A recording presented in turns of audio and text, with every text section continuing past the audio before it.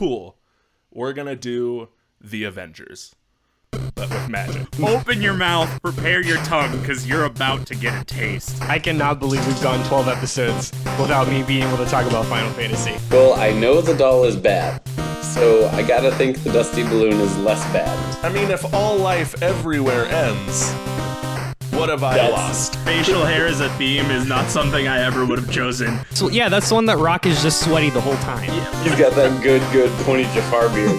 I've got 3 pages of AMA citations. This is the Debate This podcast.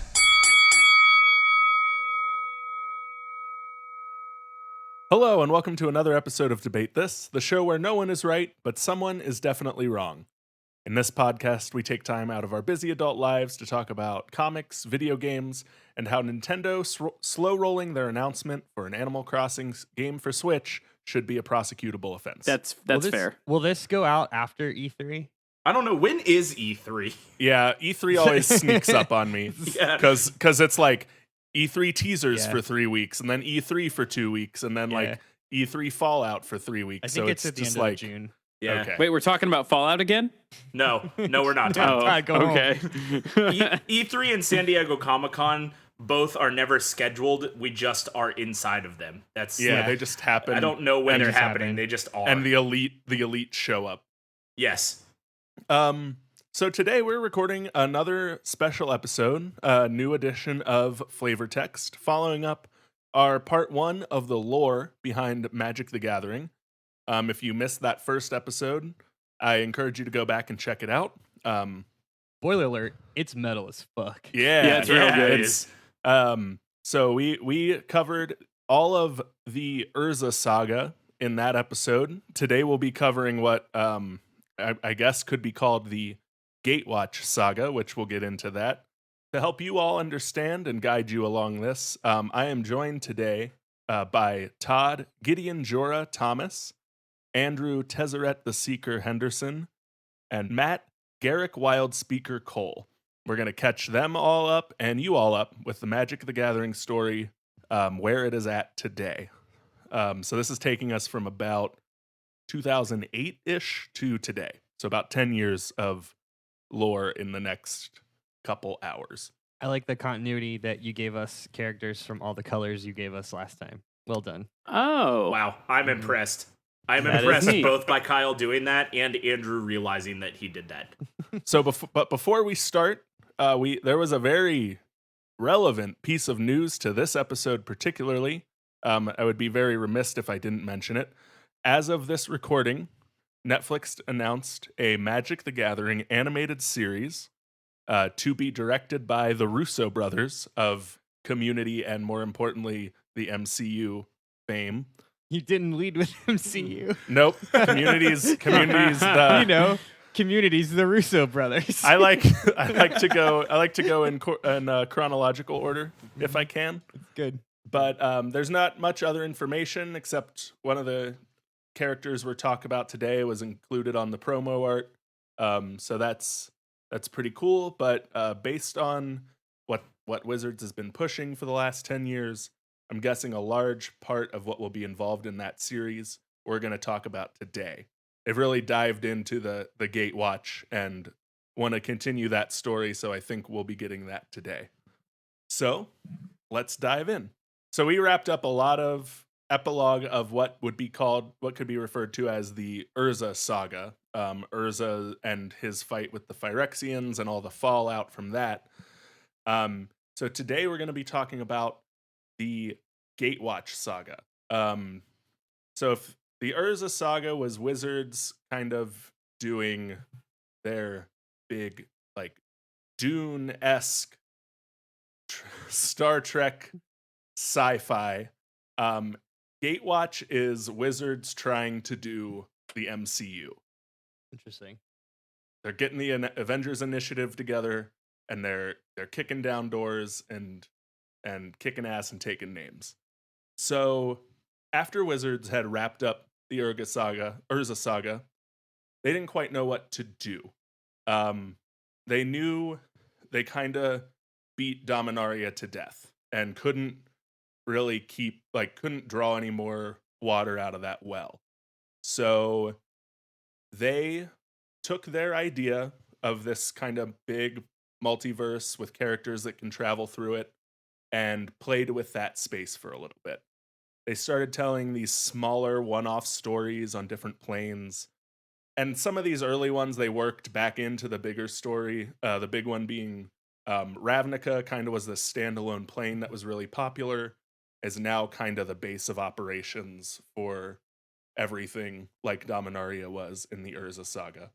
Like another Earth analog, basically. It's an Earth, kind of an Earth analog. It's Ravnica's this the whole plane is covered by city. There's no wilderness or anything else. It's all city built on top of city, built on top of It's city. like Coruscant. It's like Coruscant, exactly. Okay, wait. Here's a question that probably doesn't matter, but I'm going to ask it anyway. Was Razika was the plane Barasica created? My favorite fast casual place, Brassica. Was the plane Brassica created as covered in cities, or was it once wilderness and then something the Terrans showed up and built a civilization? So a little of both. It started out as just one big city that kind of grew and grew and grew and grew to cover the whole plane. I want to save some of this because if I do get a part 3, I think I'll just do Ravnica because it's my favorite plane and there's a lot of good story there. But it's like 10,000 years of history built from this one big city to this city covering plane, and there's all 10 two-color factions all having to work together to do it, and they're like bound by this magical contract that they have to fulfill these roles. It's really, really cool, really fun. Not important to anything I'm going to talk about today, though. So Cool. If I get a part 3, we'll get into Ravnica because it is my favorite, but not today. Awesome. So, like I said, they worked some of these one-offs back into the main story. They tied some Easter eggs in. They spent a whole year at a Japanese folklore-inspired plane just to tie it back into the story with like introducing the ancient ancestor of the one human who was able to like draw a drop of blood from Nicol Bolas. Like that's the kind of tie-ins they bring. Like we're in filler episode territory.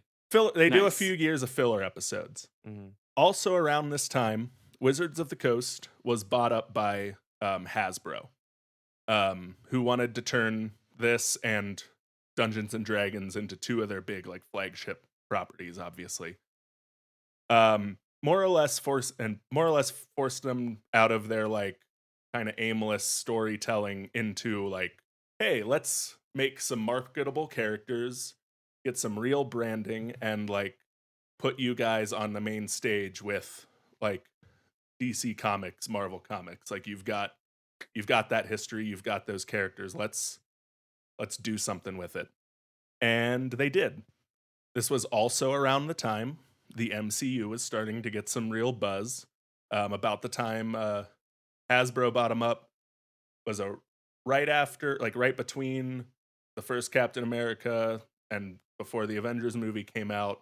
So, seeing the writing on the wall, Wizards was like, cool, we're going to do the Avengers, but with magic. Like, Sweet. I mean, yeah.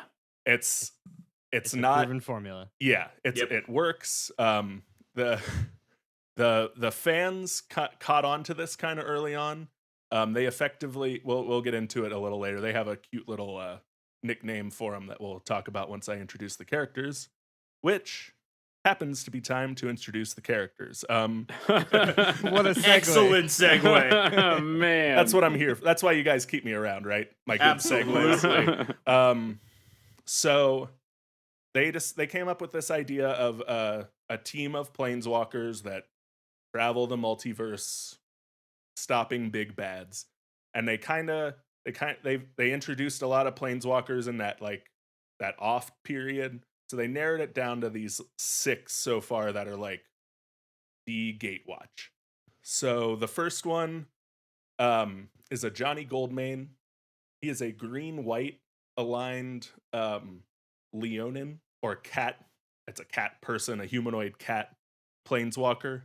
It's very metal. It is very, very good. He's your first picture in the images, by the way. Khajiit has wares. Did you say Johnny Goldmane? No, like no, Johnny it's, Goldmane. Like hey, no, I thought he Johnny. said that too. It's a Johnny. A Johnny. A Johnny. Yeah. A singular Johnny. Gotcha. Goldmane. One But Johnny one Goldmane. Johnny. Yeah. So Johnny Goldmane. No, this guy looks like if King from Tekken played Dungeons and Dragons. Yeah. It's the guy, his head looks like the White Ranger's sword handle. Yeah, that's the one. That's the one, Todd. You win You know this what, round. folks, you don't even need to look up the photos. We're just describing it to you in this audio format. I mean, it works. When you're right, you're right. So Johnny specializes in kind of buff magic. He doles out buffs to his party members. He's good at taking your inner strength and making it stronger. Is his whole thing. He's a swole boy. He's a real swole boy. Real swole beefy boy. His little backstory is his brother was leader of his tribe, died under mysterious circumstances, and when a Johnny found his dead body, it ignited his spark, and he went on kind of a journey to find his brother's killer. And he found him, and we'll get to that. Next, we have Jace Bellerin, a blue-aligned mind mage, specializing in illusions and telepathy. His spark was ignited after he found out his teacher was kind of using him for espionage work and secret hits, and then would erase his memories when he got back. That's that movie with the curved bullet and the sewing of the blankets. That's that movie. Oh, I was thinking more Winter Soldier as I was typing it up, but that works too. Sounds Winter Soldier, but it could also be whatever that movie is that I there was wanted. a lot of sewing and Wanted. There was a lot of that. sewing and Wanted. So he killed his mentor and went on, and planeswalked away and did his whole thing. He was kind of the face of planeswalkers for a while in the beginning, and a lot of players didn't like him because he was started out kind of bratty and whiny. They've done a lot of good work with his character since then, but he's the face of the Gatewatch, so to speak, and players hate him for it. But also, he's the most popular planeswalker according to all their research. So you figure that one out. We all acknowledge that he just looks like Doctor Strange, right? I was gonna say he's got some real Robin vibes. Yeah, I was gonna say Yeah. that he's more of like the cloaked Robin situation. Yeah. going on I'll here. meet you in the middle with Green Arrow. Pull back that hood. He's got a real fuckboy look about him. Which also doesn't help the players liking him. So after Jace, we have Chandra Nalar, a red-aligned pyromancer. That's who the is- guy who directs all of the Broken Lizard movies. Stop. Not she's great. she's really good at burn and rating things. She's my favorite. She's Yeah. awesome. She looks super rad. She is a one-trick pony of burning things to the ground, and she's really, really good at it. Her spark ignited when she was captured as part of a rebellion on her home plane. Kind of unleashed this big explosion to kill everybody in the vicinity. Hell yeah. And accidentally killed her father in the process, so she kind of shamefully planeswalked away and swore to herself never to do that much destruction again, but we'll see about that. Hey Kyle, does she do that much destruction again?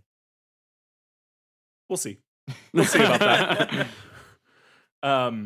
So we go from her to Nissara Van, a green-aligned elf land mage, specializing in creating and controlling elementals and manipulating mana. It's Poison Ivy. Yeah. Mhm. She's originally from Zendikar, one of the planes the main part of this story takes place on. She started out really racist against non-elf races, and they dialed her back a little bit to only kind of racist against non-elf races. But she's very much like, I will protect Zendikar. my plane and my people come first, and that's her little character quirk. I don't know I don't know if we know her origins, but I don't. So it's not as important to her character as the "we'll stop at nothing to protect Zendikar" bits. This is kind of a side question, but do you know, like, so there's like this whole like race of elves, like they're just like straight up fantasy elves. Do they come from a particular plane, or is it just like elves are a kind of race everywhere? Elves are a kind of race everywhere. Some planes don't have elves. Like we're gonna go to Innistrad. Innistrad only has humans, but some planes have elves, some planes don't. So after Nissa, we have Gideon Jura, another white-aligned kind of magical soldier type planeswalker. Boring. Specializes in combat magic, and his whole thing is he is invincible. He can't he can't be harmed by any hands except his own. He starts out as kind of he's a real square when he starts I was gonna out. say, sounds like a real boner. Yeah. Yeah. Well, and I mean, he can super sucks. he can be harmed by his own hands because I assume that he shaved that terrible facial hair. Yeah. Hey, he sure yo. did. Got him. Take that, Gideon. Have that card. He's only indestructible from the outside. Yes. He is from it's like ancient Greek themed plane called Theros that isn't important to this overall story, but that's where he's from. We have Liliana Vess rounding out the team. She's the last one to join. She's a black aligned necromancer who does all the bag of tricks you would expect from a necromancer: zombies, decaying magic, death. Kind of looks like Bayonetta. She's my favorite. I don't care about anybody else. She's my favorite. Of course she is. She's the sex demon. It was more just for the like goth aesthetic and the zombies in the background, one of which is wearing a pirate hat, which means we've got zombie pirates in this timeline. That's why she's my favorite. We sure do, Matt. So she was originally a healing cleric from Dominaria, the main plane that the story took place on in the Urza Saga. So we're coming back to that plane as well. Who looked into more darker magics when her brother died or got really sick. I can't quite remember, and I'm not. This was not the period of time that I was playing a ton of Magic, so I don't have all the details hounded out. But she turned to dark magic to try and save her brother. Did quote unquote, but turned him into a lich in the process. Ignited her spark.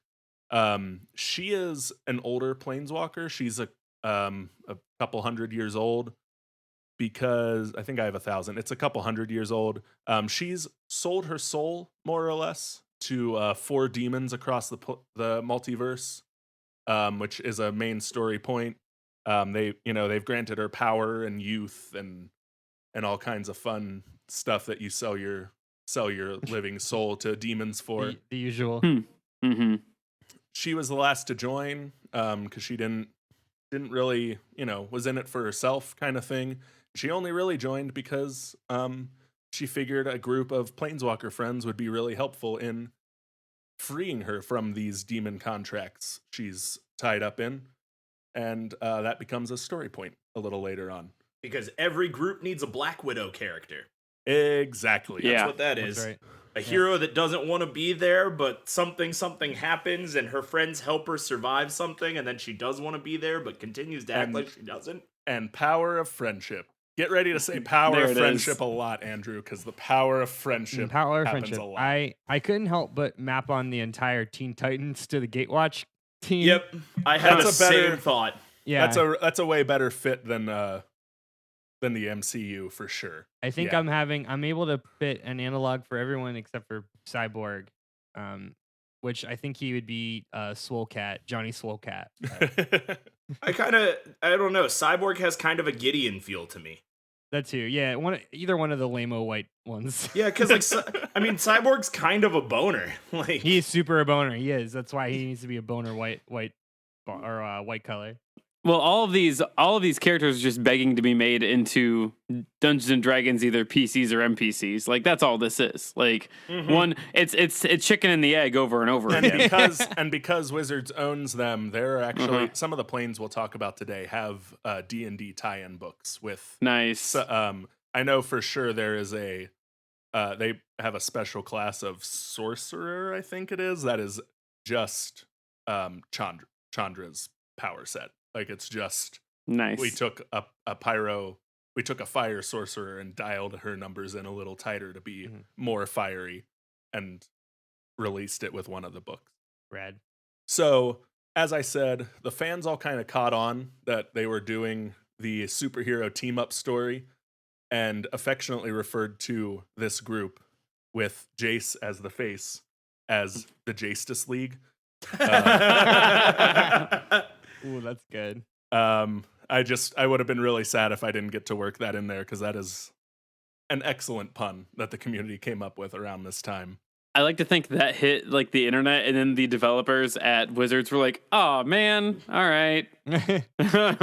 So Wizards around this time too got really good at like responding to everyone on Twitter and Tumblr and all that, and they openly admit like they're not fans of the name Justice League because they want to be their own thing, but like also can't fault the players for coming up with it.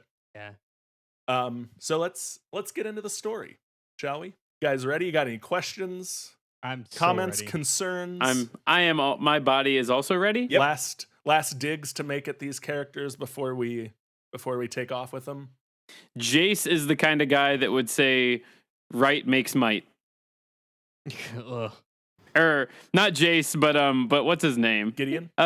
Gideon is the kind of guy that would say, Yeah. "Right makes might." Yeah. Yeah, I'm gonna try really hard to work in a Josie and the Pussycats joke here and say that this could have also been called a Johnny and the Jace Cats. Nope, I hated it. Go No. ahead, Kyle. I'm done today. It's a Man. real good thing you edit this show because you can cut that out and no one will ever know you made that. Good thing our terrible listeners joke. will never hear that. They Yep, just heard thank silence for God. 30 seconds. Yeah, they did. All right, go ahead, Kyle.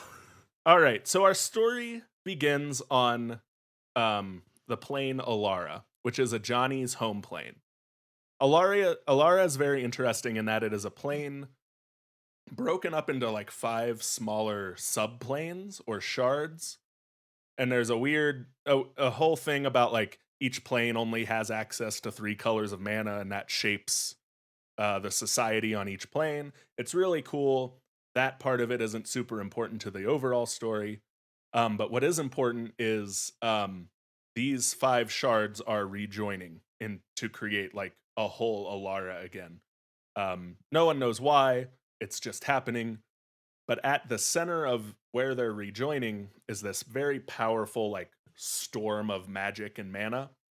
And our old friend, who we mentioned very, very early on in the last episode of this, Nicole Bolas, wants to tap into this maelstrom of magic and use it to kind of restore his power that he lost from. I'd like to quickly point out, sorry to interrupt, a friend of the show, Tom Zalat, and I pointed out over Twitter that it's Nicole Bolas, like Nicole. It was really funny that he made that comment. Now I couldn't stop hearing it. Oh yeah, Like my friend Nicole Bolas. he's a very ancient, powerful dragon with a 90s girl name. Yep. Like Yeah. I hear the emphasis on the C. That's what keeps me from thinking Nicole. It's Nicole. Yeah. Like, yeah. I think that Nicole. Well, I don't know. But then I hear like nickel, like the 5-cent piece. I hear it more with an E, like the I pronounced as an E, like Nicole Bolas. If it helps, on the card, he is his planeswalker type is Bolas. So Bolas is the emphasis, and when I shorten it, I'll be referring to him as Bolas, not appreciate Nicole. that. Yeah. Great. So as these shards are rejoining, there's some overlaps of these 5 shards and like, lands crashing into each other, power struggles and convergences can occur. And Bolas uses this confusion to hide that he is trying to steal this plane's mana. He finds on on one of the shards, Sarkin Vol, a dragon worshipping red shaman planeswalker, and Tezzeret the Seeker, a blue artificer planeswalker. He's got a sweet like living metal arm. It's super cool. Yeah, they both keep showing up to be a couple of his agents in this power grab. He also kills Ajani's brother to destabilize some of that white aligned power that would oppose him. So Ajani finds out that it's Bolas that killed his brother, goes on this nice rampage to avenge his brother. Actually, his card that comes out during this time is actually white and red to kind of signify his anger and vengeance at the time, which is pretty cool. And he fights Bolas in this like vortex of converging mana, and is actually able to like use some of it to make himself more powerful, and is about to land this killing blow when Nicole Bolas uses that power and like planeswalks both of them away. Robbing Ajani of his revenge, kind of ending his plans there, but saved his life, and he's got these two planeswalker servants under his control. Bad guy gets away. Yeah, bad guy gets away. So from there, we move on to Zendikar. Nicole Bolas sets his sights on Zendikar. It's a plane that's known for just having a ton of active mana all over it. Because of this, it's been a popular site for planeswalkers to hide treasures and things over the millennia. Partially because go ahead. Sorry, question. So do normal in this world, maybe you don't know the answer to this. Do most people know that there are other planes? And if so, do they know what other planes? Like, how does he just know, like, I'm gonna head over to Zendikar? They got some mana. They've laid out through kind of some side stories that even your average Magic user doesn't know that there are other planes. There are rumors, so there are people that do pick up on it and hear rumors, and obviously the planeswalkers know of it, and like there's a whole planeswalker social media, their fucking network. Sure. There's a whole like communication between planeswalkers and like share wealth of information they share too. There's a planeswalker Yelp. But I it's like all Dominaria, 5 of 5 stars. All through whispers and rumors and nothing concrete. Okay. But so Zendikar has this reputation though as being this like it's the Wizards pitched it as Adventure Planet or the D&D plane. It's okay. Marvel has done Battle World, so Adventure Planet is the same thing. Yeah. It's filled with traps, and like the landscape is constantly like shifting and moving things around. So it's a good place to hide your treasure, which is what Sure. what Nicole Bolas is seeking out a particular treasure there. So he sends Sarkin to watch this temple site where he knows something good is kept in the temple because it is sealed away by some really powerful magic that he can't crack. Sarkin, having found what he believes to be the biggest, baddest dragon to worship, is like, yes, sir, like, tell me what to do, big bad dragon, I'm here to do it. So he guards this temple. And Dragon Daddy, tell me. Guide me, Dragon Daddy. And is slowly going insane from a combination of like worshiping this crazy dragon and like the magic that's surrounding him. He's going bonkers. Nice. Alone here. We also find Chandra there on Zendikar, who's hoping to use this extra mana. And I think she's going for a scroll for a big fire spell to learn new fire spells. So she gets roped into a quest to the same temple that Sarkin is guarding, because whoever told her about the scroll then told her to go here. And she runs into Jace, who doesn't trust her not to ruin things with this quest, or just ruin things in general, because she's this reckless fire mage. So he comes along too. And all the attention this temple is getting attracts the vampire planeswalker Soren Markov to the plane, who is one of the planeswalkers who set up all the magical traps on this temple site. He gets a little alarm that's like, hey, people are messing with your seal that you set, and goes to check it out. He's Vampire Sephiroth. Yeah, I was gonna say Vampire Sephiroth 100% of the way. He's Vampire Sephiroth. 100, like, not inaccurate in the least. Vampire Sephiroth. He is the core of 2 of my decks. He was a fan favorite for sure. I love Soren. He just is so anime looking. Yep. So just JRPG anime, big sword. Wizards really leaned into like, what does our demographic like? Let's do that. This was also 2012, 2013. Right around the time Twilight was popular. Twilight was out. Yeah. Death Note was really popular. Yeah. Bleach the anime was really popular. Yeah. Yeah, if you're not looking at the picture, imagine a good merging of all those properties, and you have Soren, because just very, very anime, very teen angst, but in a 1,000-year-old body. As I recall, Innistrad was all mostly just like sexy vampires. Well, we'll get to Innistrad and its sexy vampires soon. Okay. Well, I gotta give a little shout out to Wizards on that one, because so many people are like, okay, we know what our fans like, but how can we try to twist that and bring in new fans to make more money? And Wizards was like, our nerds want anime? Give our nerds anime. Yeah, I mean, like they were, so Wizards will be the first to admit, like, their target is teenagers. They call themselves a PG-13 game, and like, you know what nerdy teenagers like? Vampires, anime, dragons, like, and they lean and the MCU, like, they leaned into it, and I think it's paid off for them. I would say so, yeah. It's kind of funny how it's like a weird timestamp on what was really popular at that time too. Yeah. Well, it won't be as obvious as we go into it, because it turns into smaller parts of the story. But they keep that trend up. Like, they really listened to their Tumblr followers, especially. Good.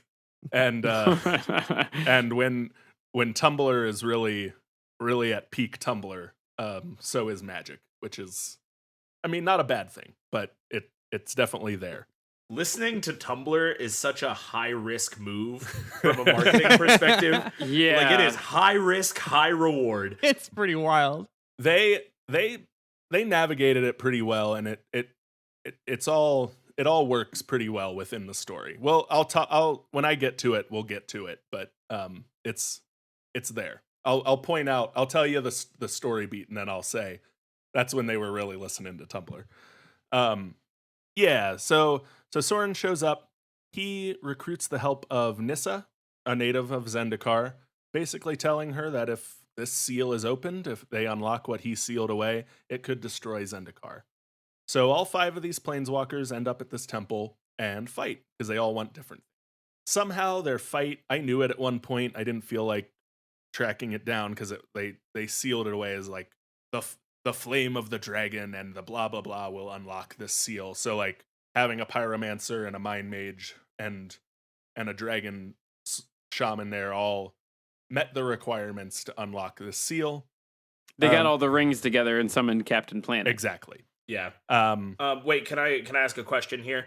Yes. So you said all of these people fight.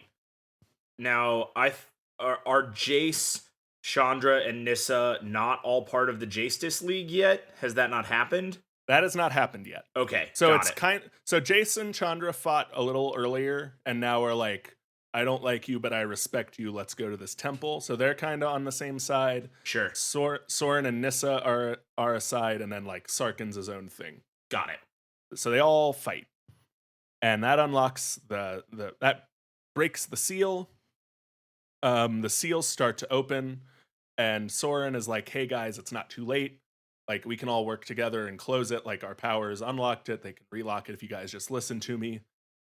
And Nissa, thinking like, hey, this great power is coming out, I could use it to like protect Zendikar from these planeswalkers and drive them off. Always works. Is like, screw you, and like punches it does whatever to the seal to make it open faster, and it's bad. It's really, oh dang. It's, dang. it's Oh, really, no. really bad. So the seal opens, and these eldritch monstrosities, these incomprehensibly maddening beings known as the Eldrazi, spill forth. If you want to go ahead and open 10, 11, and 12. Yeah, they're sick. I was gonna say we better have pictures of this. This is So- the part we call "Oops, all Cthulhu." Yeah. Yeah. So my. so you got Cthulhu in my Magic the Gathering. You got Magic the Gathering in my Cthulhu. Oh man, it's like everything I always wanted Tentacruel to be. Yeah. Is that Emrakul? That is Yes. the one whose name sounds kind of like Tentacruel. Yeah, the exact one. So these are the three Eldrazi shit. Titans, quote unquote. The biggest ones, the only ones with like sentience. But so Kozilek, Ulamog, and Emrakul in that order if you look at the pictures. But with them, like swarms and hordes and unbelievable numbers of like Eldrazi spawn also come out. So smaller versions of them that just come out and wreck everything. Like they're mindless destruction machines of unknown, unfathomable origins. Holy shit! And it's bad. It's really, really bad. And everyone is kind of like, "Oh no, this is bad." And like, Soren is like, "Yeah, Oh dang! oh farts. Oh farts. Oh heck. So, having unlocked the temple, Nicole Bolas calls Sarkin back. Soren, knowing he can't fight the Eldrazi like this, also leaves. Chandra, Jace, and Nissa all stay because they're like young bloods who think they can do something about this, but they can't. So we leave Zendikar in that state. Whoops. It's All right. it's really bad. To be continued. To be continued on Zendikar, and we go to Innistrad. Yeah. We the sets visit a couple other planes in the meantime, but they're not important. Next one important to the story is Innistrad, which can only be described as the gothic horror plane. It's got vampires, it's got werewolves, it's got zombies and ghosts and mad scientists and all the things you associate with gothic horror. It's Halloween Town. It's Halloween. It's Halloween. Yeah. It is Halloween Town, the Magic set, and like I'm pretty sure they slow rolled it so it like dropped in October instead of September that year, and like Good. it was Mhm. this set, and Andrew can attest to this, was a home run. This Innistrad was like a winner by all metrics. It is another one of my favorite planes. Yep. But luckily it ties into the story, so we get to talk about it. I had this is a fat pack that I had. Yeah.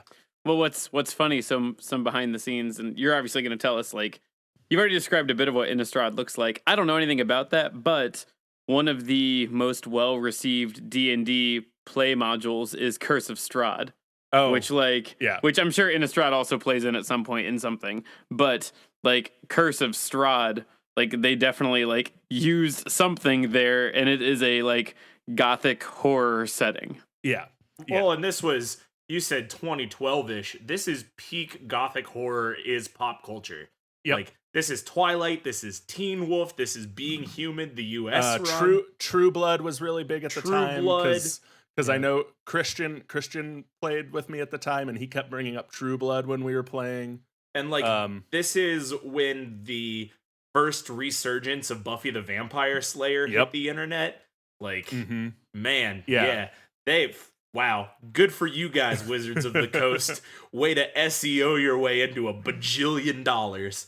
Yeah, it was a slam dunk, a home run, a touchdown, all the sports metaphors you want to use. So we go to Innistrad, where we find a very at-home Liliana, who is, just loving the abundance of zombies, and This is her aesthetic. yeah, her aesthetic.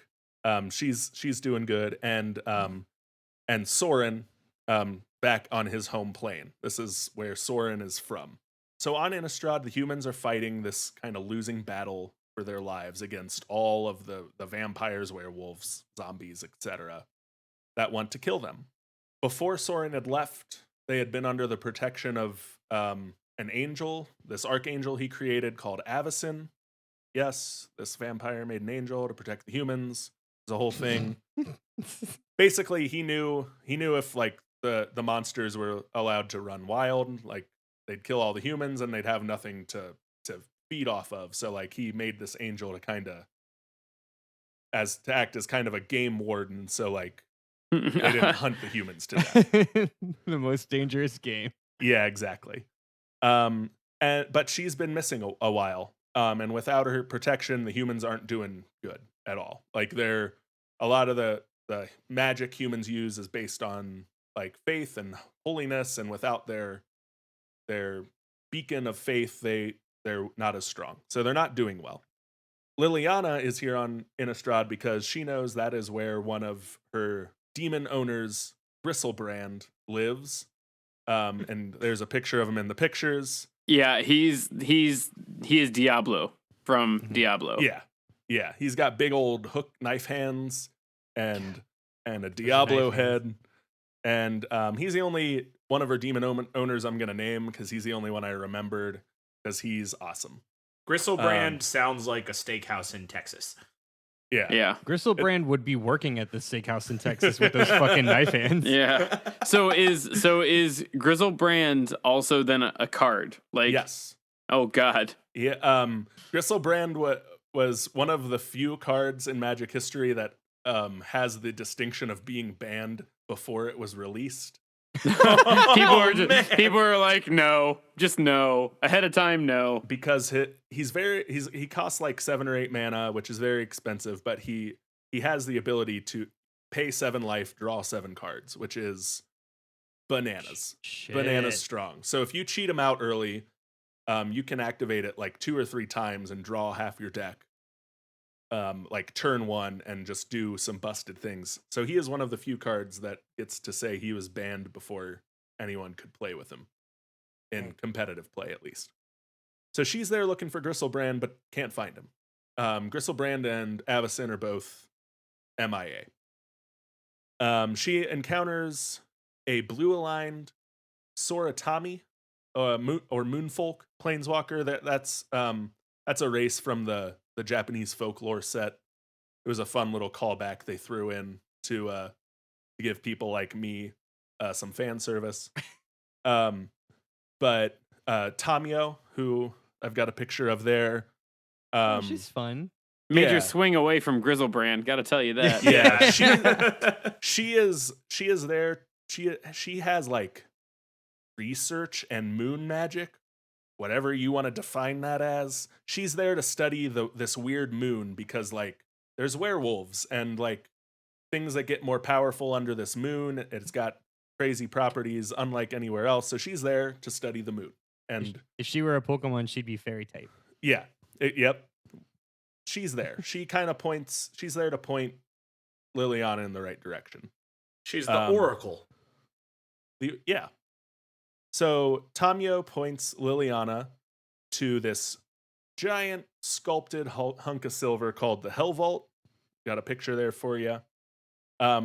Because she's noticed it has a lot of the same properties as this moon, and she thinks it's been acting as a prison on this plane. While all of this is going on, Liliana is being hunted by Garruk, Wildspeaker, I should say. Garruk is how you pronounce it. Who, having felt he's hunted enough of every beast across the plains, wants to hunt a little more dangerous game, planeswalkers, and sets his sights out for Liliana because they had a little tussle earlier on before this all starts. I love this guy. Yeah. Garruk is hella Bloodborne. I love this. Matt, when we're done, you need to look up all of the, like, there's a few different Garruk cards, different iterations of him, and they're all like Matt Cole designed. Like they're It's all for Matt Cole. Are all of his cards made in such a way where his battle axe could be replaced with a guitar? I was just gonna say he looks like he could grind out some real shit right now. He is straight up out of Guitar Hero. I'll let you do that research and decide, Todd, but I think you're Got gonna it. like the answer. It rhymes with schmefinitely.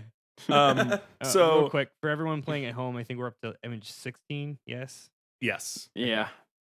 So Liliana obviously doesn't like being hunted and puts a curse on Garrick, kind of twisting him, corrupting him, and now he's gone even further past like just wanting to hunt planeswalkers to like having this compulsive need to seek out and kill every planeswalker.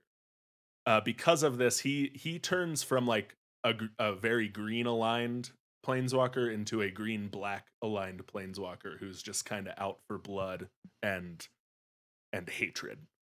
So Liliana, with her new, she checks out the Hell Vault, thinks everything Tamio told her is checks out.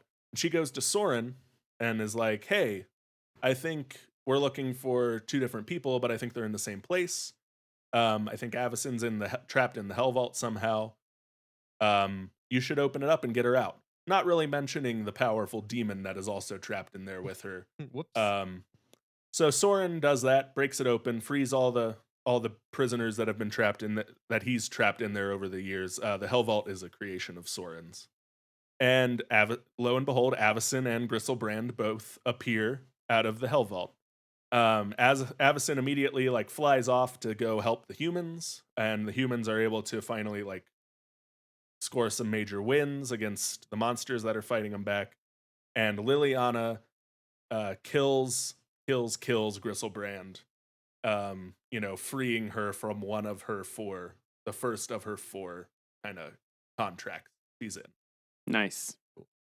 Soren, now confident that his home plane is safe again, goes off to find a way to help Zendikar, help seal away these Eldrazi before they can leave Zendikar and cause more damage.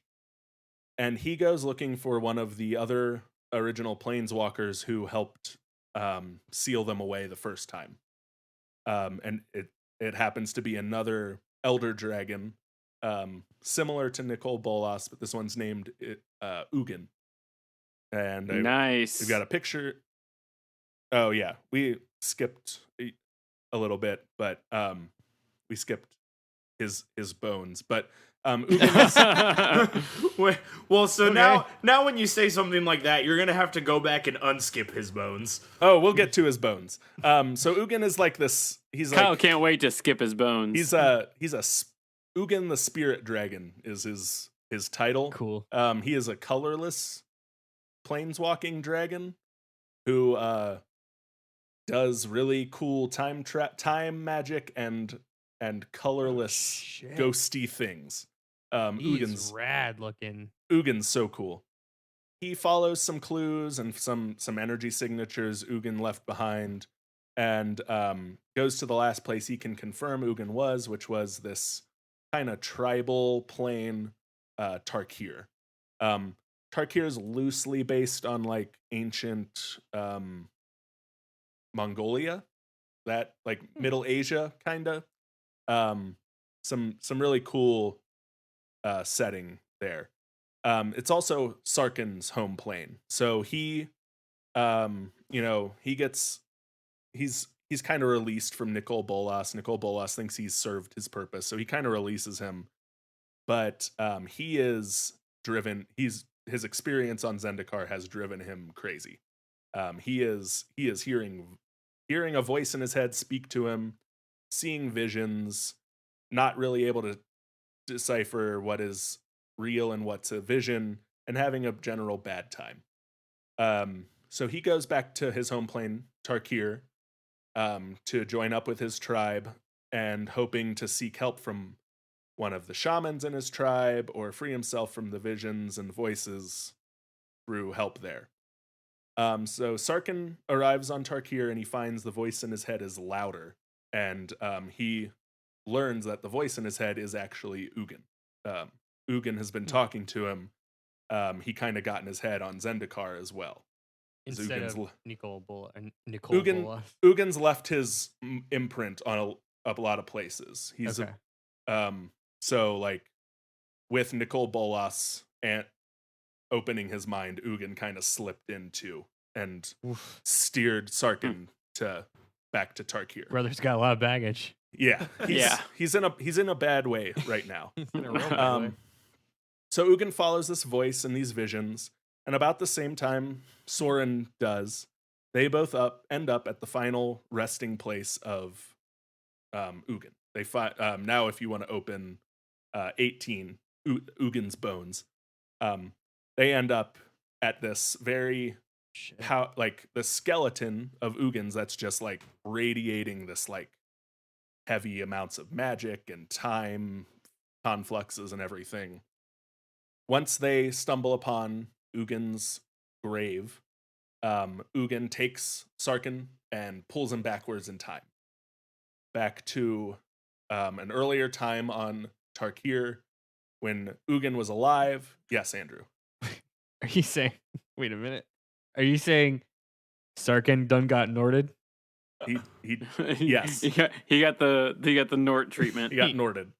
Ugh. Oh boy. See, don't ruin this for me, Andrew. I actually enjoy this right now. Don't bring your dirty Kingdom Hearts cooties into this story. Something power of friendship. So Ugin ends up back in time, and he's free of these visions and the voices in his head, but he is face to face with the spirit dragon Ugin, which is when you should have opened 19. Got it. Ugin dumps a whole bunch of exposition on him, basically saying like, hey, your tribe helped kill all the dragons on Tarkir. And while that was going on, I was in a like very mortal battle with Nicole Bolas, who left me here for dead, and then your tribe like helped kill me. But if you stay and help me not die, that would be really good for a lot of different reasons. That'd be a real bro move if you did It'd that. be pretty cash money of you to help me not die. He also tells them about the Eldrazi, dropping a nice little tidbit that outright killing the Eldrazi is probably bad because they're a very ancient magic as well, tied to the foundations of the multiverse. And if Sarkin can stop Ugin from being killed right now, there'll be dragons on your plane again when you go back forward in time, and then I'll still be around to help Nicole Bolas. Help stop Nicole Bolas. Both things you probably want. You being a dragon worshipping shaman. So this is just like straight up take the hero back in time to save the past so that the past can come forward and save the present story. It's a back to the future episode of Magic. Got yes. it. Okay, cool. Yeah. So Sarkin succeeds. He, saves Ugin. They go back forward in time, and there's all these repercussions. They do a lot of cool things in the set where, like, the first set, they show the plane with no dragons and who's in charge and all these different power structures, and then they do the set back in time, and they go forward in time again, and all of a sudden there's dragons. All the people who are in charge are now like slaves to these dragons because the dragons were around the whole time. So they do a lot of nice callbacks. And what do you mean by that? Like these were two different sets, or it was like? So this was a 3-set block. Okay. That this story took place over. So like the first set was Khans of Tarkir, where they set up the whole plane and the story, and then they go do like I think it's Fate Reforged, where is the whole set in the past and what he does there, and then the final set wrapping it up is back in the future with all the changes. Got it. That's done. That's really it's cool. really neat. They do a really cool thing where they've got kind of crazy Soren crazy Sarkin in the first set, and then in the new set where he's fixed everything, he's like all self-actualized, and he's got 2 other colors tied into his identity now, and he's like, not only am I not crazy, I can do more cool magic because I traveled through time. and it was really Sure, cool as you and do. fun. Yeah. So Sarkin goes back forward in time. Ugin is now alive still, and they're waiting for him. Soren is still there, doesn't notice like the time changed around him, but is still there. He's, whatever. But he's happy to see Ugin again. Ugin leaves to deal directly with Nicole Bolas, and Soren leaves to Innistrad to look up how to track down Emrakul.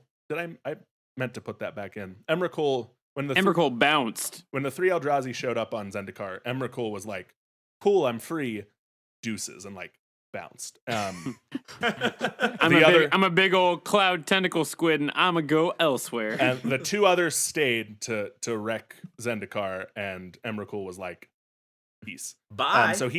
So Soren went off to find where Emrakul went to, and Sarkin stays on Tarkir to be with his tribe and his dragons.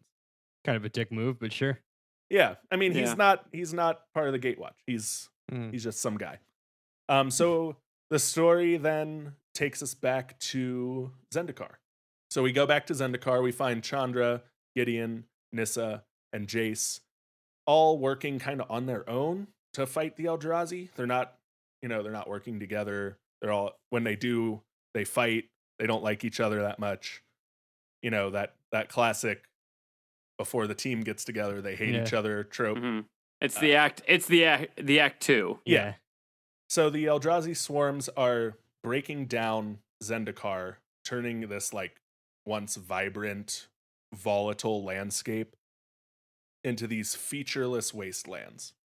They're basically consuming all the mana and energy from Zendikar and leaving nothing in return. They all try their own plans to fight the Eldrazi. None of them work. And what kind of sets it off that they need to team up is they watch this other Zendikarian planeswalker, Kiora. You can look her up. She's a merfolk who summons big ocean leviathans. Sure and, is. and krakens and things. She summons like 4 or 5 like krakens to fight the Eldrazi, one of the titans. I think it's Kozelic, and just gets wrecked. Like they swarm this Eldrazi, and he's like shrug, and they all just like get obliterated. And she's like, "Okay, screw this, I'm out. Like, sorry, Zendikar, like nothing I can do." So the remaining 4 are all like, "Well, that sucks. Maybe if we work together, we can beat The it." power of Oh, friendship. There it is, Todd. So Jace comes up with the plan. Gideon, being semi-invincible, goes and runs distraction, kind of drawing the aggro. And Nissa taps into the remaining mana on the plane and kind of funnels it into Chandra, who makes 2 massive fireballs and just burns, like just pumps all the mana on this plane into these fireballs and obliterates these 2 Eldrazi. Cool. Like they That's all sweet. Jace helps Chandra, control it a little bit so she doesn't go supernova and kill everybody again, which is a fun little callback to a very early magic deck, very, very early on, where you sacrificed all your lands and it made a ton of mana, and you played Fireball with it, which got bigger the more mana you pumped into it. So it's a fun little callback to the Channel Fireball deck as well from early Magic. But that's just for me. You guys don't need to. That's for Papa. That's for Papa. So they Wait, I have a question. Yeah. Gideon, what kind of invincible is Gideon? Like, is Gideon the Incredible Hulk kind where like gets hit, gets angry, gets back up? Is Gideon the Casper, the friendly ghost kind where you just can't hit him? Or is Gideon like Kenny from South Park, where one of these titans can just like stomp him into oblivion and he wakes up the next day? Kind of a combo between the question. Hulk and Kenny. Like, he can definitely take damage, but as long as there's like a part of him still alive, he won't die. Deadpool? Deadpool, Wolverine. Got it. So, yeah. All in there. I never thought of Casper the Friendly Ghost as the solid party tank, but here we are. I was trying really hard to think of like a Colossus type person. You know, you hit it with a steel beam and it just bends It around just him. doesn't do anything. But Yeah, he's not like Superman indestructible. yeah, He's Wolverine Superman would have been a good indestructible. analogy. I guess you're Yeah, right. that would have been a good one. What I was alluding to was just one of these massive titans just like stomping him into oblivion and him just like back at the front lines. Or something like that. Like Doctor Strange in the movie Doctor Strange where he does the time loop. So it's a little 6 of one, half dozen of the other. He can get hurt, but he is very hard to kill if you don't like 100% eliminate him. Got it. So moving on. So they've killed the Eldrazi. They're all very happy, and they all take an oath to protect the multiverse from future threats, thus forming the Gatewatch. And they call themselves that at that time. This is when the Gatewatch is formed. There are 4 oath cards in this set that the Oath of Gideon, the Oath of Jace, the Oath of Chandra, the Oath of Nissa, that all represent that oath and do different things. And it's a big, we formed the Avengers moment. Yeah. This is a really sweet picture here. Yeah.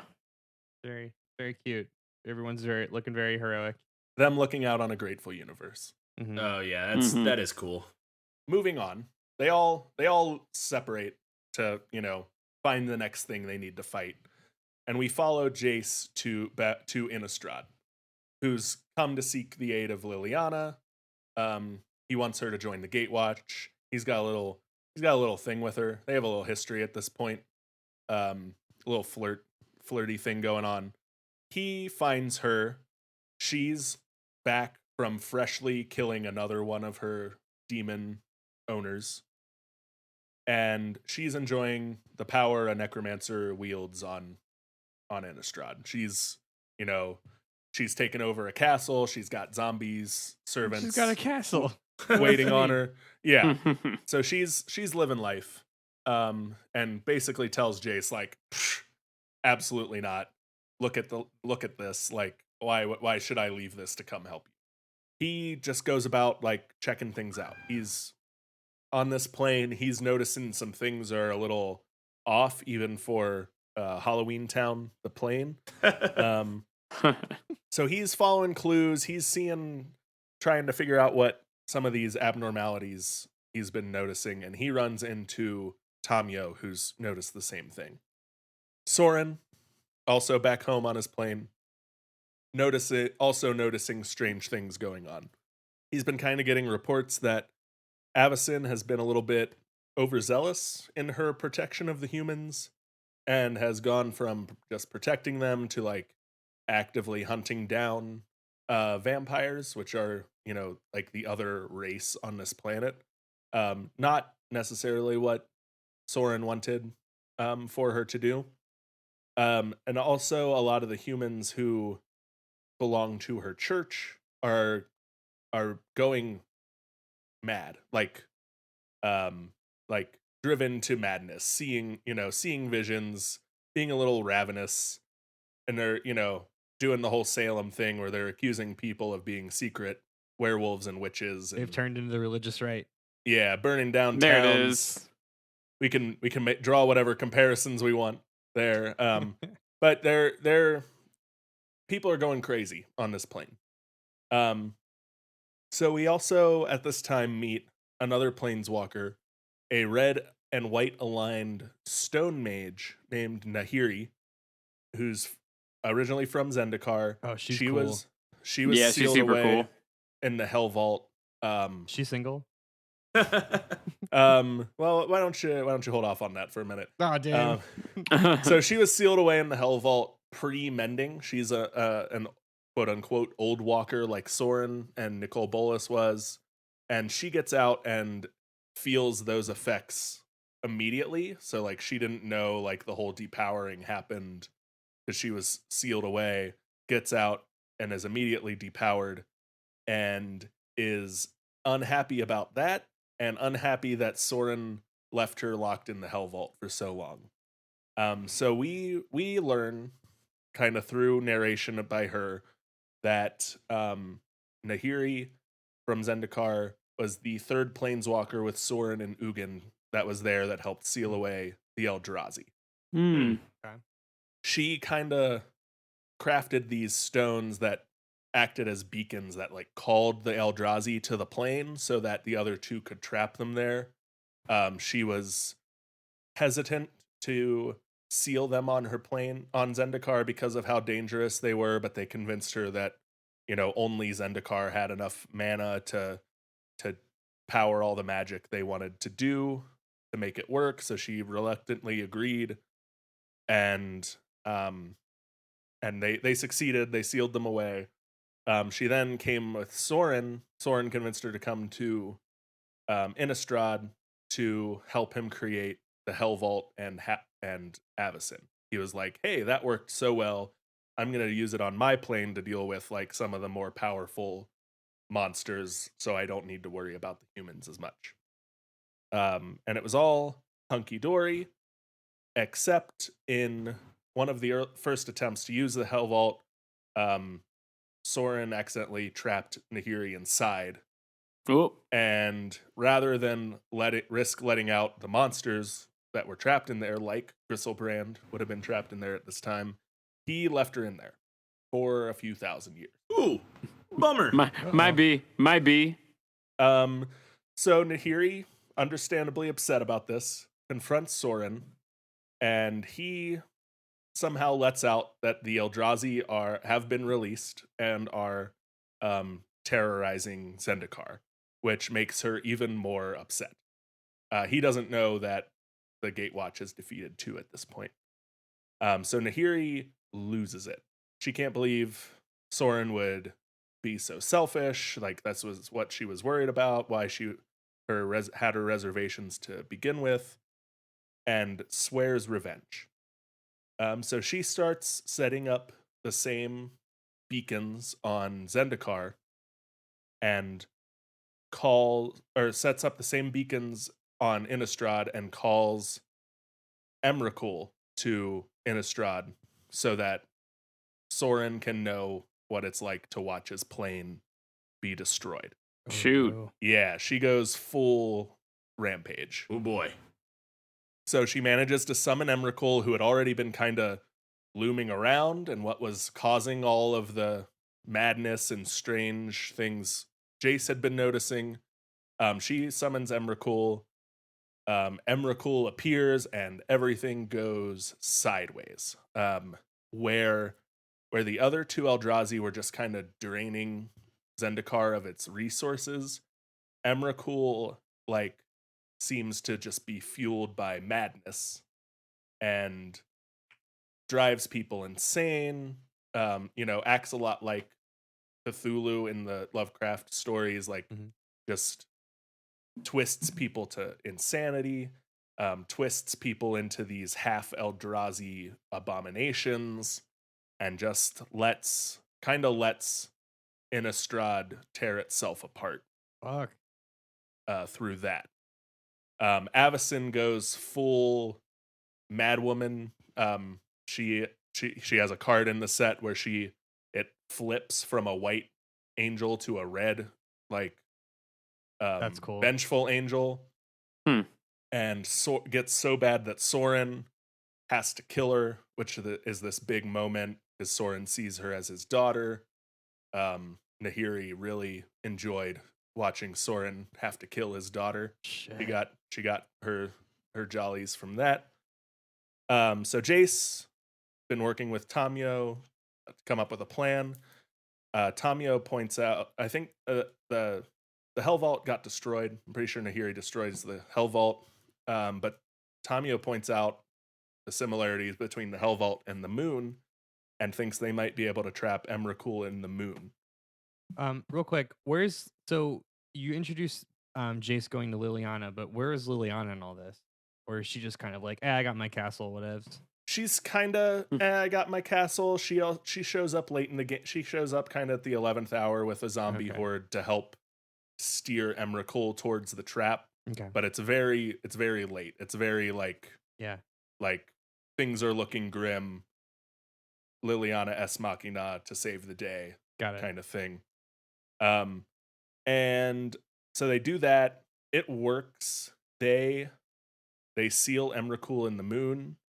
There's this nice like Emrakul looking symbol now on the moon of Innistrad when it, as it rises and sets. However, while they had the moon activated or whatever to be this trap, Nahiri uses that opportunity to kind of push Soren in as well and traps Soren in the moon with Emrakul. Oh, Bummer. Unbeknownst to everyone else. And as she's pushing him in, is kind of like, this is what you did to me, except no one's coming to let you out this time. Oh, fuck. Oh, Like- God. That's Yikes. rough. Yeah. So she gets her revenge. Soren is now out of the picture. He's Moon Soren or Moon Sephiroth. He's Moon Sephiroth. And so Liliana, now having helped and having seen kind of the use of having planeswalker friends, says to herself, like, hey, I can get these guys to help me kill these demons. I can convince them that they're big multiverse baddies and we can kill them. So she swears an oath and also joins the Gatewatch. All right, they have a Black Widow. Yep. Yes. One hell of an origin story. Yes. Liliana's still my favorite. I still like her the most. Yeah, she's pretty cool. Yeah. She's always cool when she shows up. There really aren't a lot of, with the exception of Boring Superman, there really aren't a lot of unlikable characters here. Yeah. So Boring Superman actually, he's one of the people actually clamored to have him be the face over Jace because people really didn't like whiny, angsty teen Jace for a while. But Sure. Where is Johnny Fairplay? A Johnny? Is he in this yet? Johnny, he is not. He has been on some of the other planes they've visited in between this story, but he hasn't met up with the Gatewatch yet. Got it. He's in the extended universe. Yeah, more or less. So they go to they do a set on the ancient Greek inspired plane, and he's there, and he helps the planeswalker involved in that story. And they wrap up the Urza saga with the new Phyrexian block where Mirrodin gets transformed into Phyrexia. He's there, I believe. He shows up there. Okay. But he comes in during this next section, actually. Gotcha. Cool. So I set this whole thing up as Nicole Bolas is the big bad for the Gatewatch, and He's Thanos. We've been talking about the Eldrazi so far. Yeah, he's Thanos. He's taken a back seat. But we're getting into Nicole Bolas showing up too.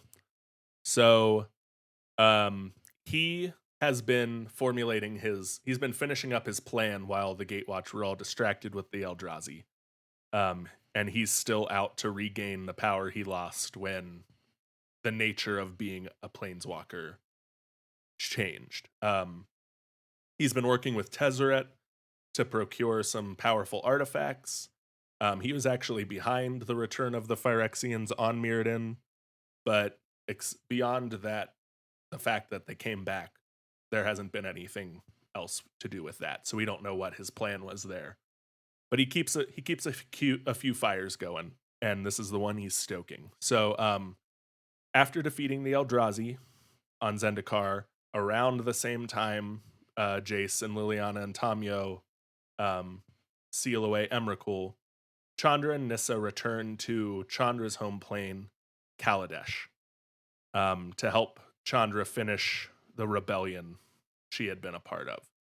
So a little backstory. Kaladesh is this plane where artificers thrive. It's another artifact set and they've worked to kind of lock down and control all of the quote unquote dangerous mana on the plane and replaced it with this new resource called Aether. The catch being the government, or whatever you want to call it, on this plane chooses who gets access to the Aether. So it's a power source similar to mana, except it's controllable. It's a real unobtainium, if you will. Yeah. The reason Chandra was kind of brought in originally, captured originally in the big explosion that ignited her spark, was she's such a powerful pyromancer that she's been able to access the mana that they've locked away, and they didn't like that. So they were going to kind of nip that in the bud, lock her up, not give anyone some false hope that mana is returning to them. The person kind of controlling all this, he's a Law Mage, also a planeswalker named Dovin Ban. What is a Law Mage? Yeah, same question. Like John Donaldson, mage at law. So it kind of plays out through in game mechanics through like counter spells and like stasis effects, like doesn't untap or like can't attack effects.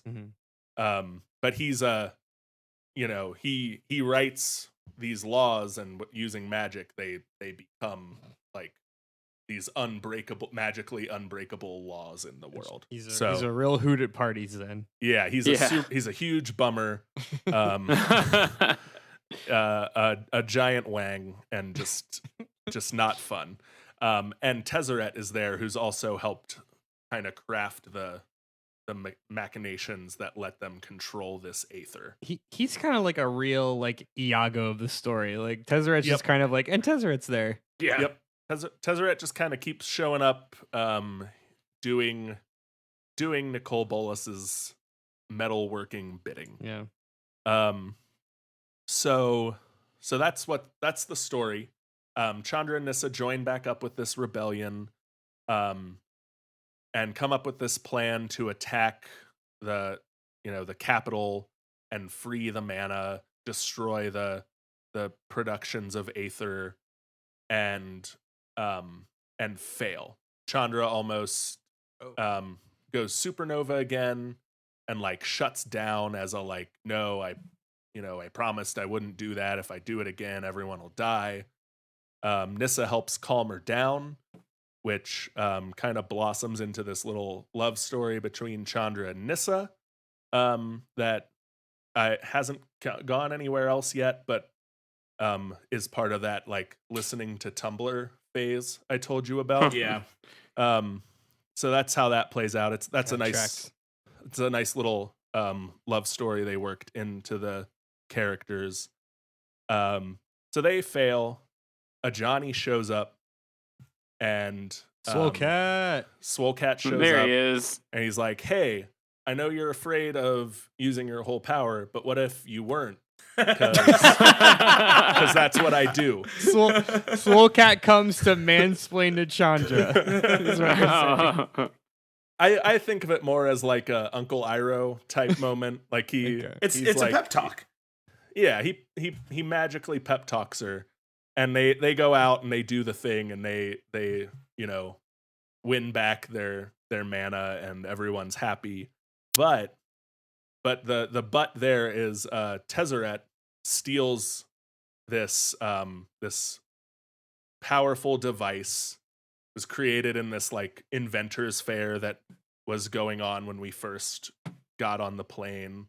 It's a planar bridge, which is this. He was laughing the whole way. Yeah, he's like, you might have won, but I still got what I wanted, and like, but it's a device that opens portals to other planes and lets inorganic material cross the planes. So you don't need a planeswalker to send artifacts and other non-living things now through the multiverse.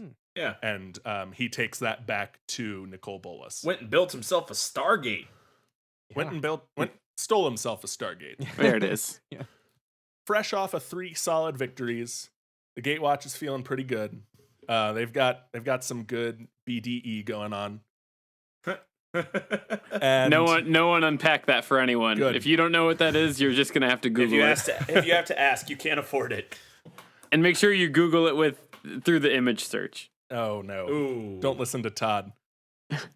So they all gather. The Gatewatch all assembles, and follow Tezzeret to the plane Amonkhet, which can only be described as the ancient Egyptian plane. Sure. There's pyramids, mummies, desert, big river that gives everything life, like ancient Egypt in magic. And you got the idea. I have learned that anytime the letters N, K, and H are put together in that order, it is because Egyptian. Yeah. Yes. Yeah. Wizards got a bunch of Egyptian shit at a police auction, and now they need to use it.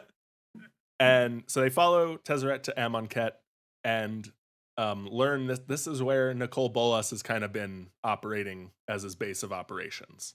They come in, find out Nicol Bolas's influence is way more pervasive than they had managed, and still think like, hey, we'll win favor of the gods. This plane has gods.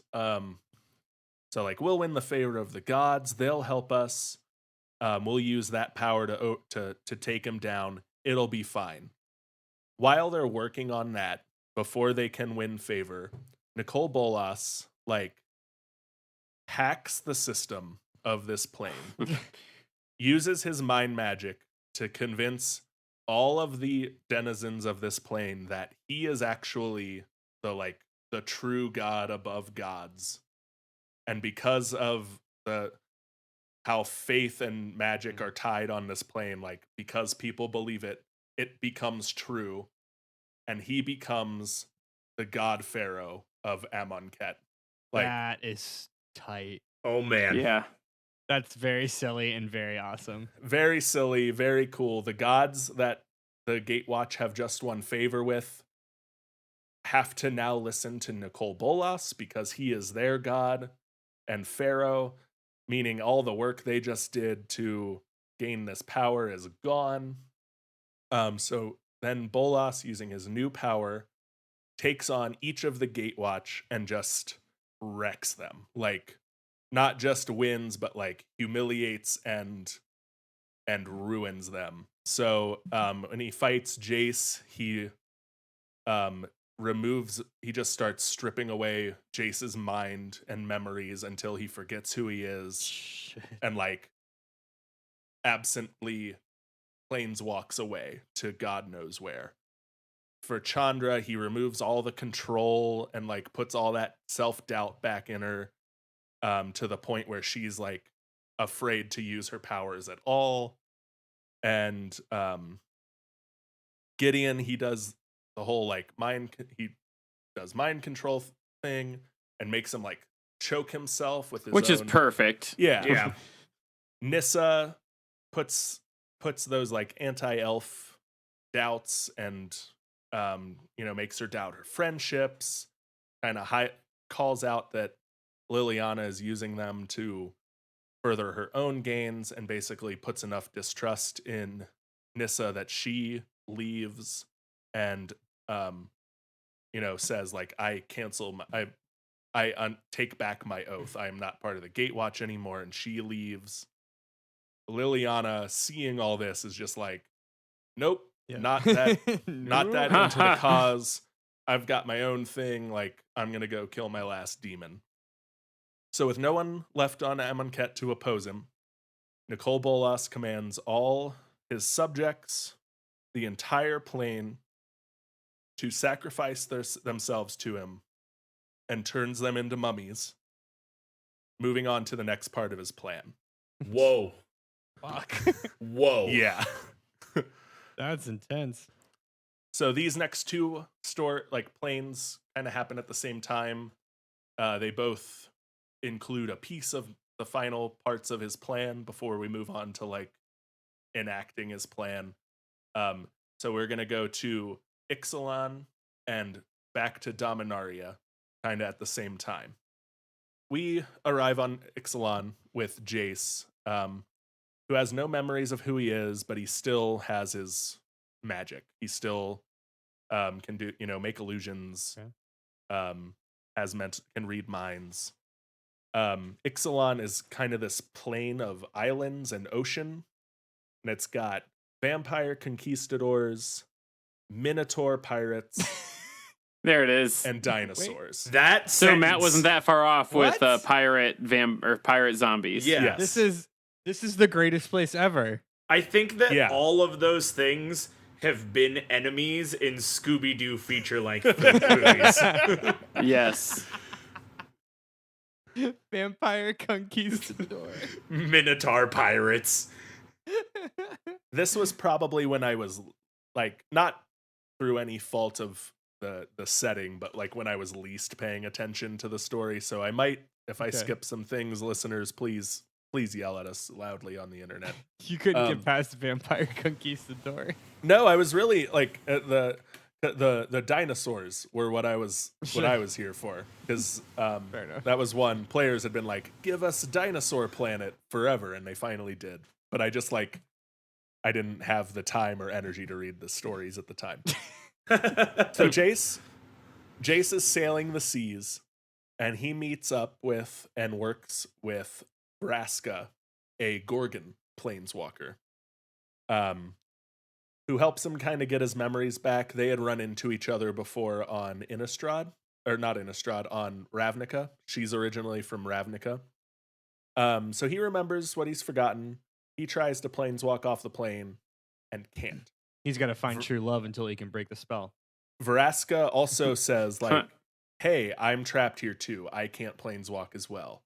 But I think what's causing it is this powerful artifact on this, far abandoned island called the Immortal Sun. So they find the treasure map. They, sail the seas to find the Immortal Sun. They fight off pirates. They fight through the dinosaurs guarding it. What a sentence. Yep. And they're about to deactivate it or destroy it. They get there. They're about to just deactivate or destroy it when Vraska does a good heel face turn and is like, "Psych, I've been working for Nicole Bolas the whole time." Oh, that sucks. Kinda Sucks. Shuts Jace back down. You mean you shouldn't have trusted the snake woman? Ah, damn Yeah. it. And at that moment, Tezzeret activates the planar bridge, opens a portal to Amonkhet, and Vraska passes the Immortal Sun through it to Nicole Bolas and leaves and planeswalks away now that it's off the plane. Jace planeswalks back to Ravnica, kind of where he's made his home, to lick his wounds again. It's a bad day for Jace. not a Jace good day. had a bad week. Does, Yeah. Not a bad time. does Jace keep his memories after they have been Yeah. restored? Okay. He sure does. Meanwhile, on Dominaria, Liliana's home plane, she is seeking out her last demon. She's kind of learned that there's this cult that's sprung up to worship the demon. Are And the this- Phyrexians still there? No, the Phyrexians have been cleared out at this point. They're in New Phyrexia at this Yeah. point. Okay. Yeah. But this cult is also led by her lich brother that she helped create. So she's got to confront that part of her past to move on, kind of thing. Gideon is also there.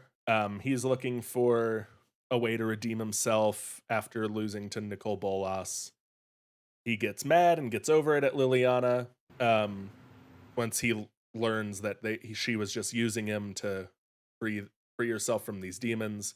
He's kind of like, well, if that's what you need, I'll help you. But like, if I do, you're with us. Like, you're full on if I help you with this. And she's like, and she's fine. She's, yeah, if you help me free myself, I'll help you guys.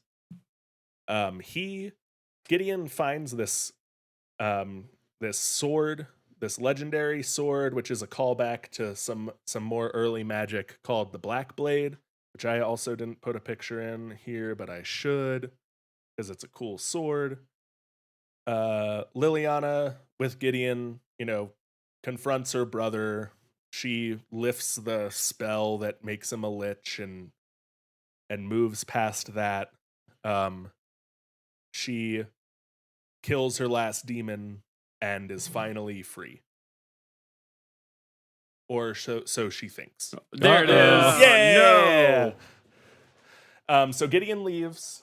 He's like, cool, I'm going to go gather the Gatewatch. You meet up with us on Ravnica.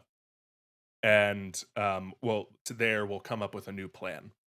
As soon as she leaves, Tezzeret appears to Liliana and takes her to see Nicol Bolas. Goddamn Starscream. Get out of here. There, Nicol Bolas reveals that at some point in the last couple hundred years, he actually purchased her contract from the demons. Of course he did.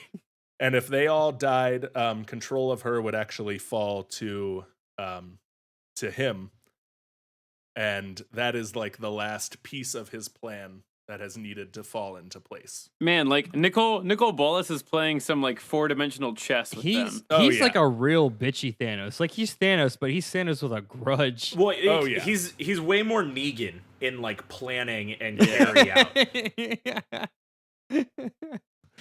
Yeah, he's it's very much part of his character. He is spiteful and petty and enjoys the twisting of the knife part of it way more than Thanos did.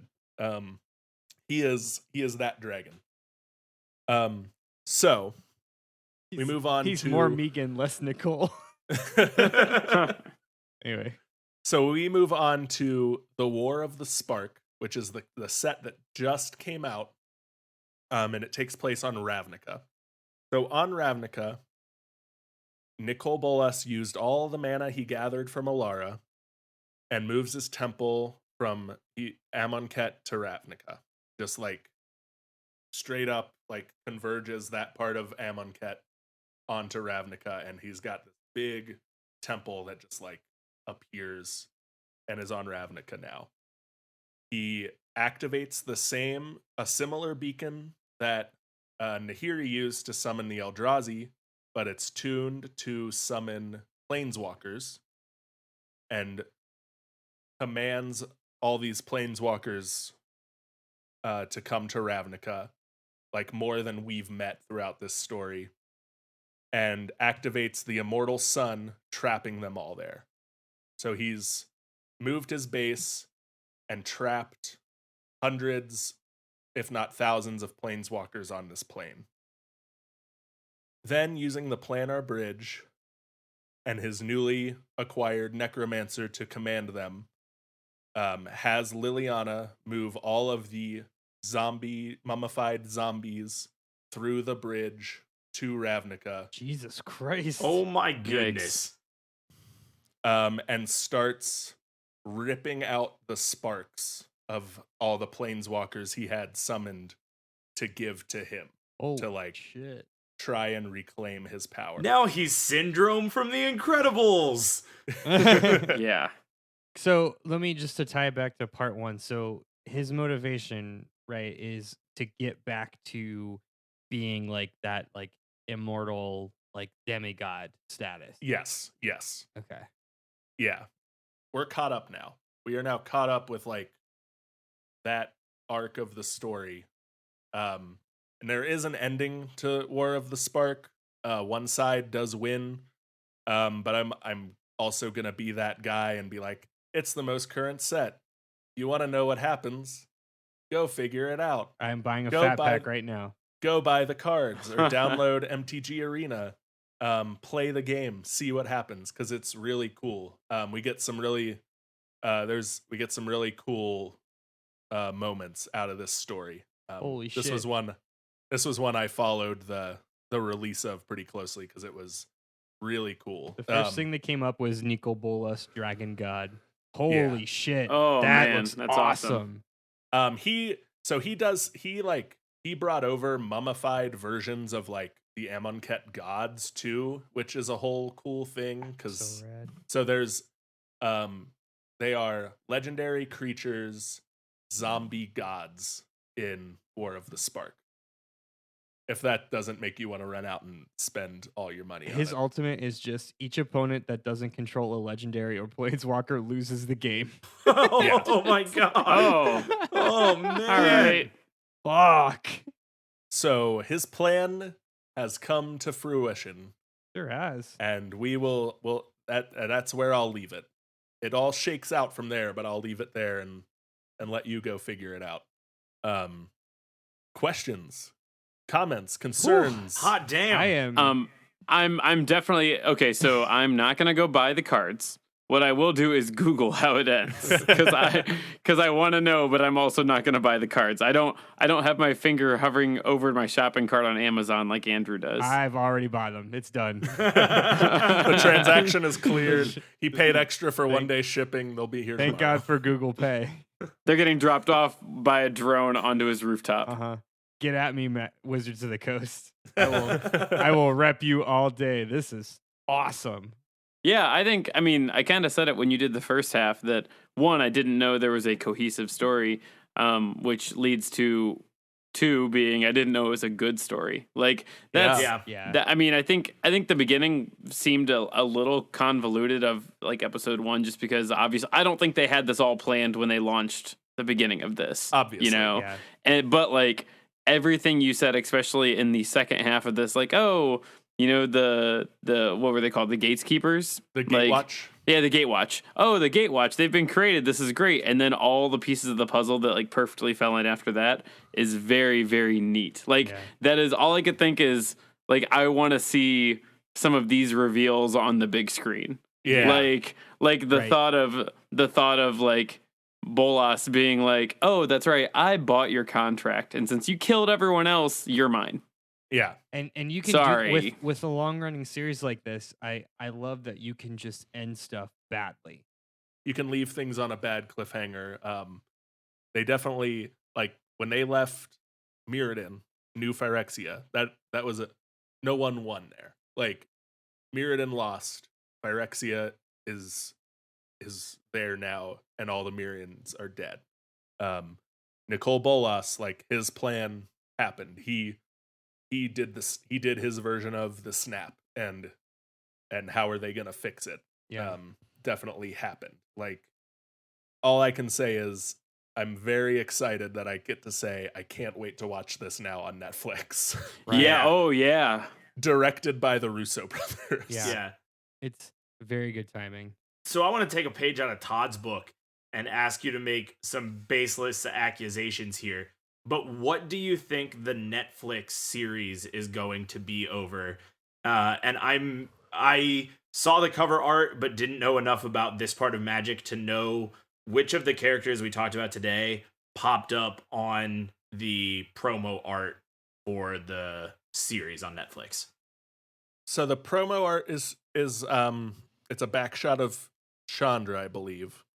The early rumors are that it's actually not gonna be on like it'll be in these places, but not necessarily this story. So I don't know what that means, but I predict if they're gonna if they're gonna do a serial and not like an anthology series, like so if they go like chapter by chapter like Game of Thrones and not like Black Mirror where each episode is its own thing, they'll use this as their framework.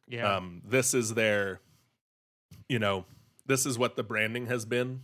The Urza Saga is very like 90s nerd, and this is very like mainstream 2000s nerd. Well, so I think this reflects the company now. And this is what the cards are going to be. And too. this is what like they want this to is sell. this is what's going to make you go out and buy the new cards. Right. So that's what I predict they'll do. I think they'll also, I imagine they'll also work in some of the Urza Saga stuff and some of the side quests they went on while they were telling this story, because they're good stories and there are good characters in there. There's a whole like we've touched on maybe a third of the planeswalkers they've fleshed out since they started this half of the story. Like there's a whole 2/3 of story that just we couldn't touch on just because it didn't tie into this. So Nice. they'll pull from all of it, I think, but I think the bulk of it will be based on this. Gotcha. Okay. Yeah, that tracks. Man, that was really cool. I was like, when we started it too, I was like, I don't know if this is gonna beat the Urza stuff because the Phyrexian, the robot zombies was pretty tight, but boy did they stick the landing. Yeah, that they really brought it home well. It was iffy when it started out if they were gonna do the story justice or if they were just gonna be kind of a knockoff Avengers, and I think they found the middle where they aren't knockoff Avengers, but they do hit some of the good superhero movie tropes, and it's good. Yeah, it is really interesting too. I mean, you said it a couple minutes ago, but the Urza stuff feels like very 90s storytelling, and this stuff feels a lot more like what is consumable pop culture after 2010. And it's a really interesting difference. Obviously, Hasbro has something to do with that, but it's a really interesting difference in storytelling for Wizards of the Coast between like the very 90s, all of these open trails and opportunities and different little pieces that may or may not fit in somewhere, to now everything ties back together and every out loop you take comes back to the central storyline. Right. Well, I know I made this comparison in the last episode, but I can't help to keep coming back to Warcraft and by extension StarCraft as an analogy.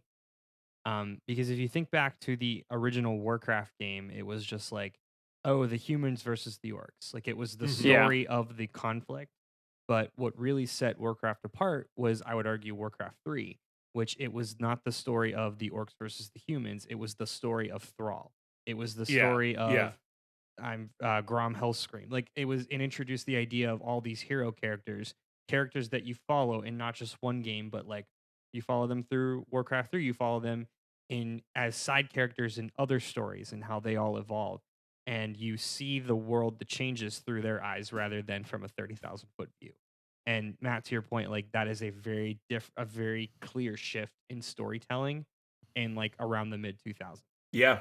I mean that just the inclusion of hero characters, and instead of giving people a world and a race to learn about, giving people one concrete person or a group of concrete people to put their fandom behind. And to ship, because everybody needs to ship characters. It's true.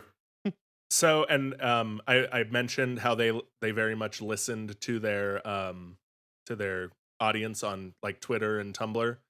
You can still go on to the head designer of Magic right now still has an active Tumblr account. I think it's Blogatog is what it is. And he still answers questions. He still fields these kinds of questions, and like if you make a suggestion that he likes, he'll be like, we'll tuck that away. Or if you hint on a story thread they might have planned but haven't worked in yet, he might just like give you a little winky face emoji, like, stay tuned. Like, so they're still very active. They very much want to listen to what the people who do care about the story have to say. I think it's paid off. You get some really good of these character moments because they know what people want and they listen. Yeah, and that's great to see too, because there are, I think, fewer and fewer large entities like that who are so willing to listen to the fans and make what people want as opposed to what the larger entity thinks will work. And they've come out a few times and even said like they'll say like, hey, we thought you guys would like this, we were wrong, like we hear you, you don't like it, we'll fix it in the story going forward, kind of thing. So like they listen, they admit when they do things that people don't like. They don't I've never seen them double down on a bad decision once it's been brought to their attention. So it's good.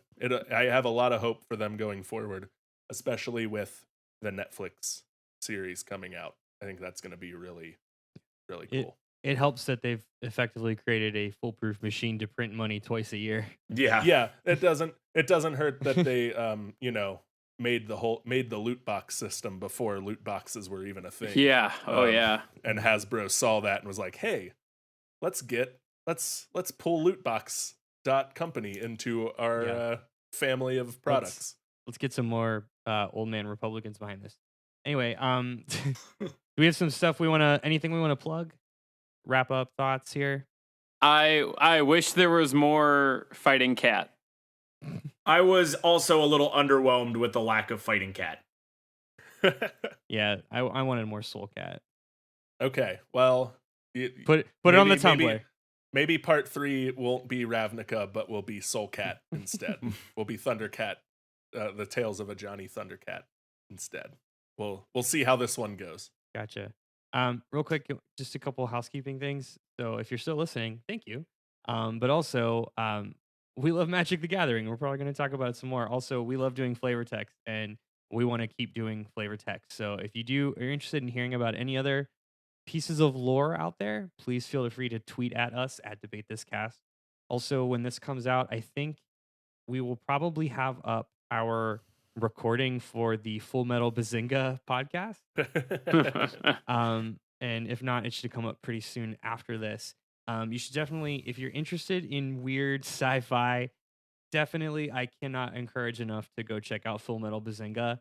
It is our friends at Left Trigger, Right Trigger, Giovanni, among who Giovanni was on a couple episodes ago. We talked about the Mario Bros. Movie. They had spent about 8 months doing this completely improvised science fiction fantasy story about the final season of The Big Bang Theory. And it is none of the words that Andrew just said were an accident. And like those were meant to be in that Very order to describe this podcast. Yeah. And it is weird. It is wonderful. It is ridiculous. We had a very good time doing it. It's Yeah. very weird and fun. And we'll put those 15 or 20 minutes of content we recorded for them for sure out as a special episode here soon if it's not out already. If that's it, thanks everyone for listening. I had a lot of fun again doing this. I'm Kyle, your magic lore master Harper. I'm Todd, a big old fighting cat with a big old axe Thomas. I am Andrew, bring back Swole Cat Henderson. I am Matt. Khajiit has planeswalkings if planeswalkers have coin. Cole. Saying thanks for listening to us, and if you didn't like anything we had to say today, you can come fight us behind the swing sets, nerds.